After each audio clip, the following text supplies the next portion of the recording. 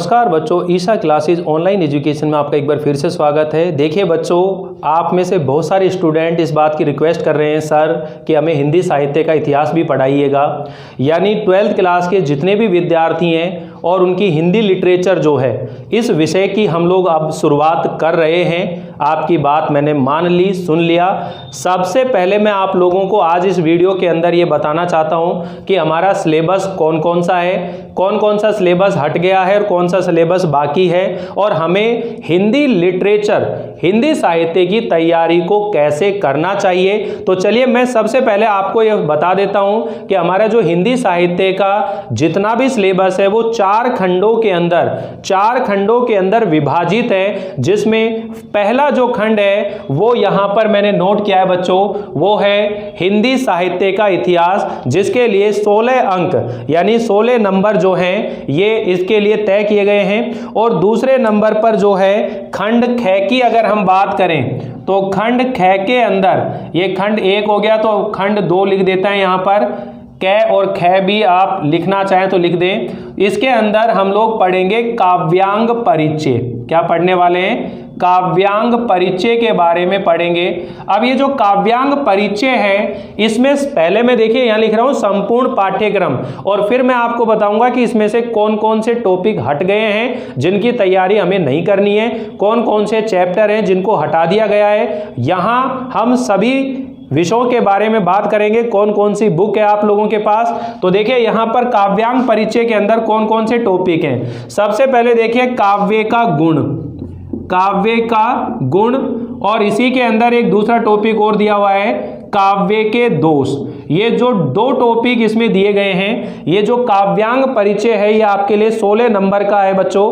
कितने नंबर का है ये 16 नंबर है इसके लिए भी, और ये जो है 2 अंक का आता है, एक प्रश्न आता है। अब देखिए काव्य के गुण क्या हैं, काव्य के दोष क्या हैं, इन विषयों के ऊपर चर्चा करेंगे। 3 तरह के काव्य के गुण होते हैं, प्रसाद गुण होता है, ओज गुण होता है और माधुर्य गुण होता है। इसे हम किसी कविता में जो काव्य खंड होता है उसके अंदर हम कैसे पहचाने, मैं ये आप लोगों को अच्छे से सिखाऊंगा, ठीक है। तो ये पहला टॉपिक है। लेकिन अब हुआ क्या है बच्चों कि इसके अंदर जो ये काव्य का जो दोष है ये तो कट हो गया है, यानी ये आपके कोर्स में नहीं रहा है, इसको हटा दिया गया है। तो ये टॉपिक हटा दिए गए हैं, उनको मैं अलग नोट कर दूंगा। फिलहाल हम लोग पूरा लिख रहे हैं। दूसरे नंबर पर अगर हम बात करें तो वो है छंद।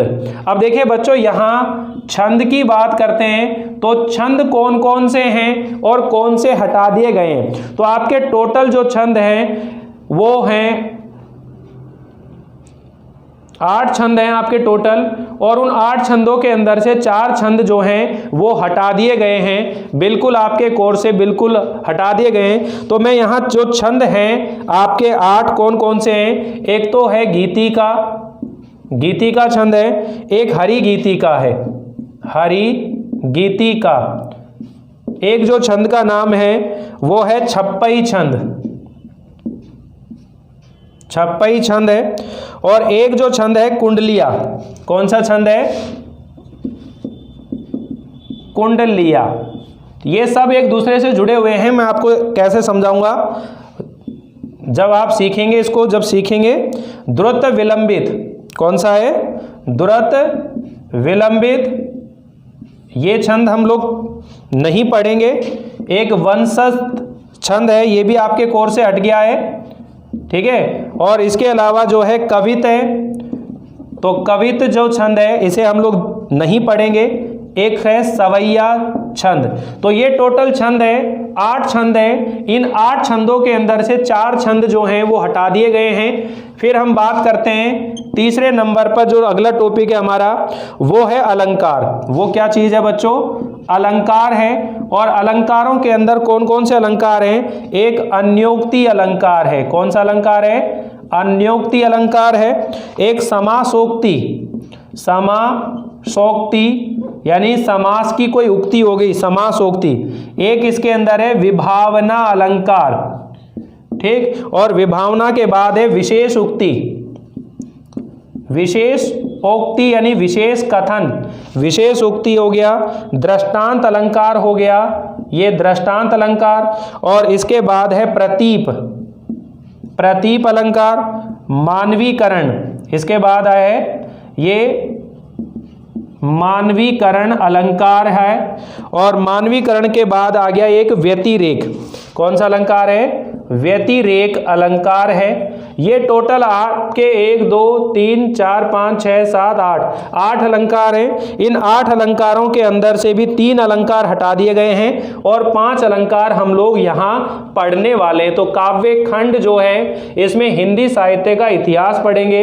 हिंदी साहित्य के इतिहास की एक बुक है पूरी आपकी, वो बुक आपको खरीदनी है। मैं यहाँ वीडियो जब बनाऊंगा तो पहले मैं आपको समझाऊंगा और फिर मैं उस बुक में से मैं आपको रीडिंग भी कराऊंगा ताकि आपको ये टॉपिक अच्छे से क्लियर हो जाए, समझ में आ जाए।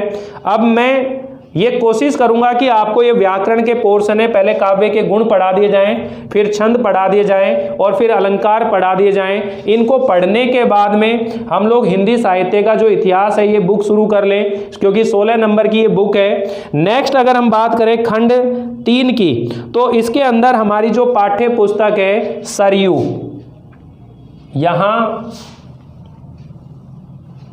मैं नोट कर देता हूं खंड 3, इसके अंदर हमारी पाठ्य पुस्तक है जिसका नाम है सरयू।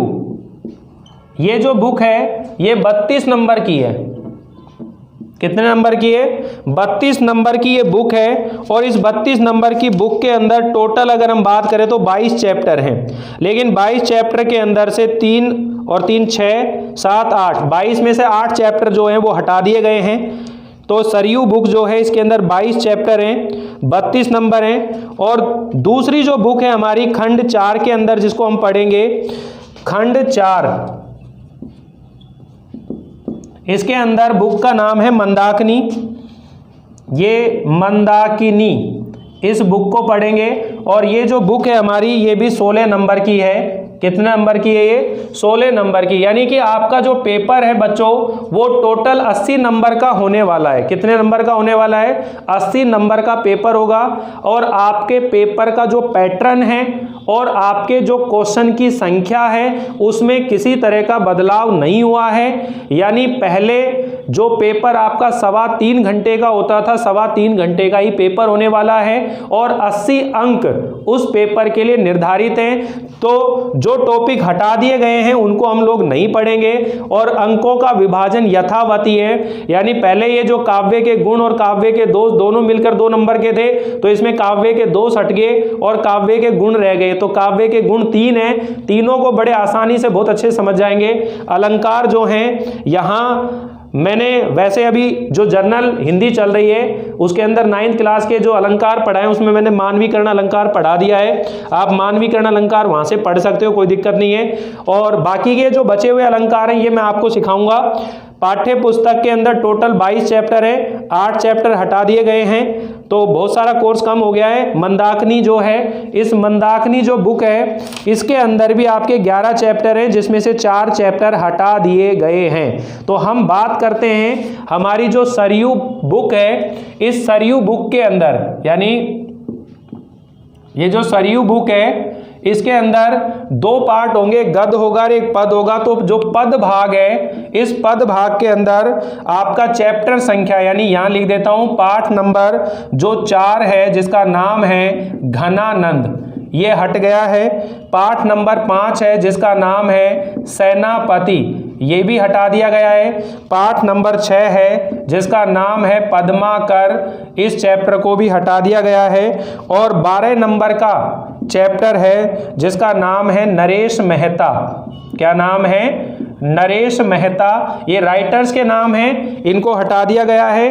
अब हम लोग गद्य भाग की बात करें तो गद्य के अंदर कौन कौन से चैप्टर हटा दिए गए हैं? 15 नंबर का चैप्टर है जिसका नाम है भारतीय संस्कृति, ये निबंध है भारतीय संस्कृति, इसे हटा दिया गया है। दूसरे अगर हम बात करें तो 19 नंबर के अंदर है ये कहानी है सेव और देव, सेव और देव, ये कहानी है, इसको भी हटा दिया गया है। और अगर हम बात करें भक्ति आंदोलन और तुलसीदास, ये 20वें नंबर का है, भक्ति आंदोलन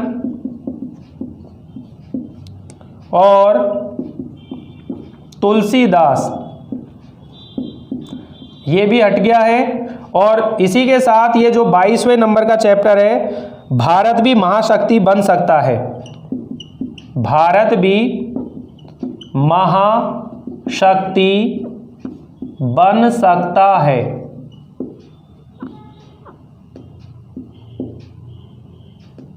तो ये लगा देना निशान।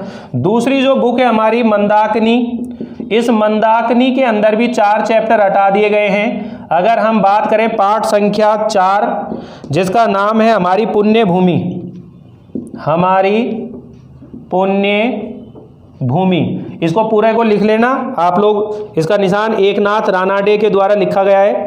फिर पाठ नंबर 5 है राम कुमार वर्मा से बातचीत, राम कुमार वर्मा से बातचीत। और इसके साथ है 7वां नंबर सुभद्रा संस्मरण है,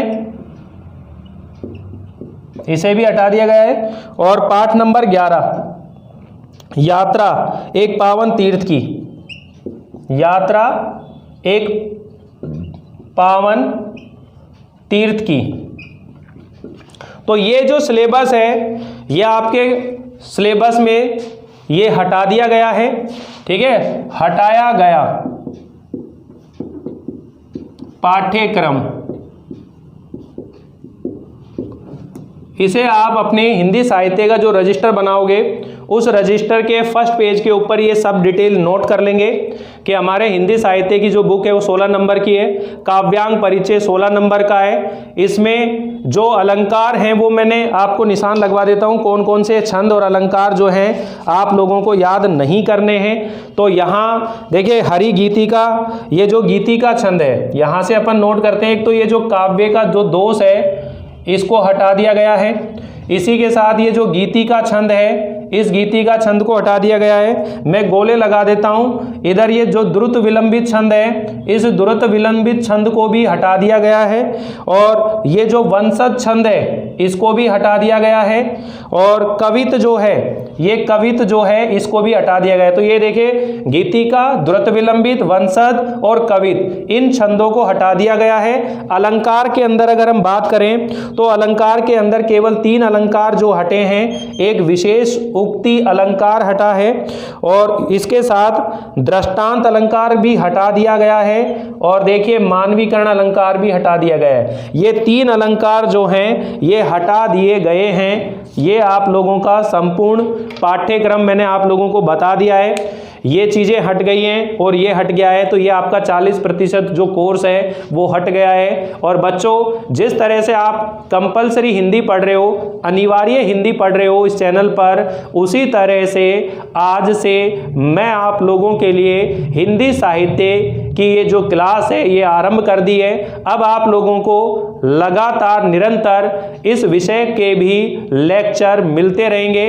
आज का ये वीडियो केवल एक इंट्रोडक्शन क्लास के रूप में आपके सामने मैंने प्रस्तुत किया है और उम्मीद है कि आप ये पूरा लेक्चर देखेंगे, ध्यान से सुनने की कोशिश करेंगे कि क्या मैंने इसमें बात की है और कैसे हम लोग अपनी 12th क्लास की तैयारी कर सकते हैं और किस तरह से हम अपनी राइटिंग प्रेजेंटेशन को सुधार सकते हैं और अच्छे अंक लाने के लिए क्या क्या प्रयास किए जा सकते हैं। इन सभी चीज़ों के ऊपर हम लोग चर्चा करते जाएंगे।